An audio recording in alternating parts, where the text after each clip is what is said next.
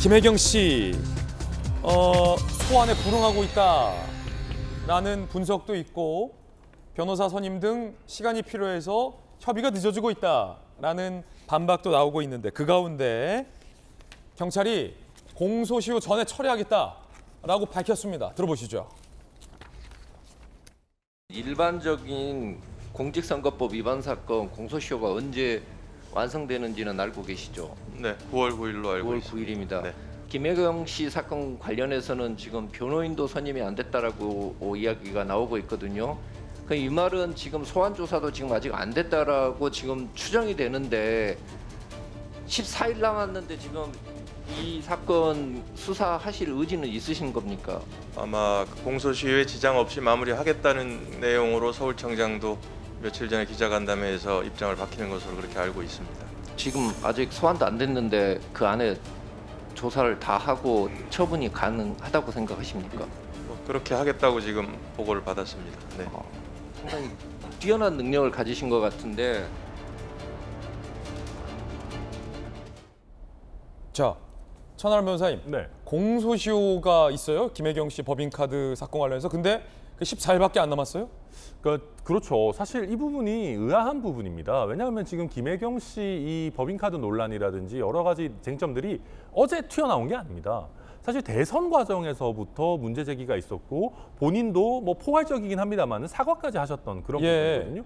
그런데 여기에 대해서 소환에 아직까지 응하지 않고 계시고 뭐 변호사를 선임하시고 이재명 의원님 아는 변호사님 많으시잖아요. 왜 지금까지 이게 늦춰지는지 좀 납득하기가 어렵고요. 지금 벌써 출석을 요구한 지가 일주일이 다 돼가는군요. 그렇죠. 그리고 이제 뭐 전당대회 이런 얘기를 하시는데 김혜경 씨께서 전당대회에 출마하시는 건 아니시지 않습니까? 그래서 이 부분은 조금 빨리 응하셔야 된다고 보고 다만 14일이라는 공소시효가 있기 때문에 이 기간 내에 만약에 소환조사가 정말로 불가능하다라고 하면은 소환조사 없이 기소할 겁니다. 이게 소환조사가 필수적인 것은 아니거든요. 근데 본인의 변호권 보장을 위해서라도 나오셔서 얘기를 하시는 게 좋을 것 같은데 아마도 나오셔도 뭔가 하실 얘기가 없으셔서 뭐 그런 부분도 있지 않을까 저는 이렇게 추측이 됩니다. 경찰이 그러면 아까 김웅 의원의 문제 제기는 14일 안에 수사 다 해서 어떻게 기소하냐라는 건데 처분을 기소할지 말지를 경찰청장 하는 얘기 들어보니까 조사는 다 끝내놓고 마지막 김혜경 씨의 주장을 들어보기 위한 수순만 남아있는 걸로 보여요. 사실 보세요? 최종 확인 과정 정도만 남은 거죠. 그래요? 네.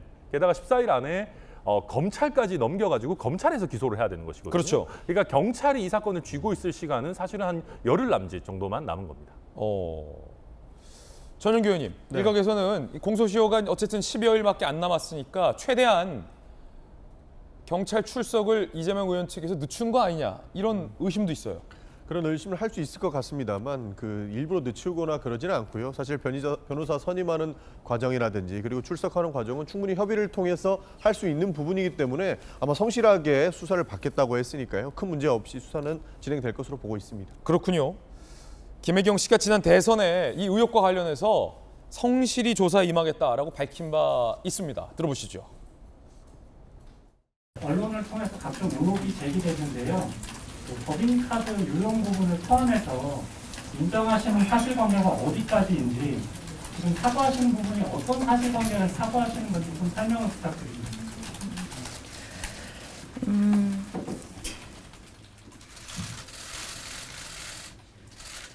지금 수사 감사가 진행되고 있다고 들었습니다.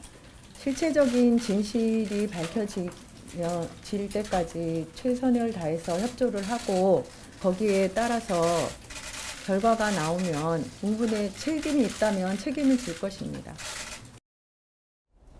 자, 그때 당시에는 수사와 감사에 협조를 다하겠다, 응분의 책임을 지겠다라고 사과 기자회견을 했는데 사실 기자의 질문은 저게 아니었습니다. 무엇에 대한 사과였냐라는 거였는데 결국 답변을 하지 않았습니다. 저 때는 사과했지만 대선이 끝난 지금 이재명 의원 측은 본인에 대한 이 수사를 포함해서 마녀사냥이다라고 발언을 해서 혐의를 부인하고 있는 듯 해 보입니다. 김병민 대변인님 어떻게 보십니까? 대선 때는 부인이 사과를 했지만 뭐에 대한 사과인지는 밝히지 않았어요.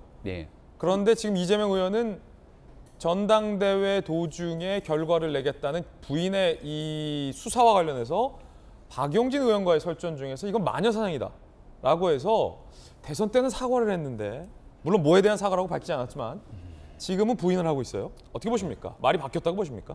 말이 바뀌었고 이 수사에 대해서 이렇게 접근하면 안 된다고 보는 게요. 얼마 전에 법인카드 수사 관련된 참고인이 사망했습니다.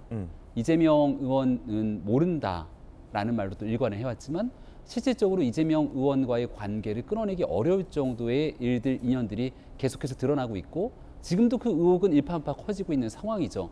정확하게 모든 책임에 대한 연결고리는 이재명 의원이 경기지사 시절에 그리고 그의 부인인 김혜경 씨가 그 법인카드를 이용했다라고 내부 폭로, 고발, 공익 제보 이렇게 얘기하신 분의 예. 주장들이 있기 때문에 거기서부터 비롯이 된 거거든요. 사실관계에 대해서 입증할 책임들이 이제 이재명 의원 공인에게 또 있는 상황이기 때문에 경찰 수사에 좀 성실하게 가져갈 필요가 있다는 말씀을 드리고요. 공소시효가 6개월이라고 하는 건 선거법에 관한 것만 그렇습니다. 아, 그렇습니까? 3월 9일에 대통령 선거를 치렀기 때문에 대통령 선거에 관한 공소시효가 6개월이니 9월 9일까지로 정리가 돼 있는 것이고요. 근데 그 법인카드 유효과 함께 맞물려 있는 기타 범죄 등에 대한 행동들에 대해서는 가장 크게는 횡령 의혹이 있겠고요. 이게 6개월의 공소시효가 있는 것이 아니기 때문에 추가적인 앞으로의 수사들도 진행될 것이라고 보고 다만 이제 대통령 선거에 관련된 공소시효 때문에 경찰이 서두르고 있는 듯 보입니다만은 과거에 조국 전 장관 청문회 막 했을 때가 그때 딱 보니까 공소시효가 얼마 안 남아서 소환 조사를 하지 않고 서둘러 기소부터 했던 적이 기억이 나거든요.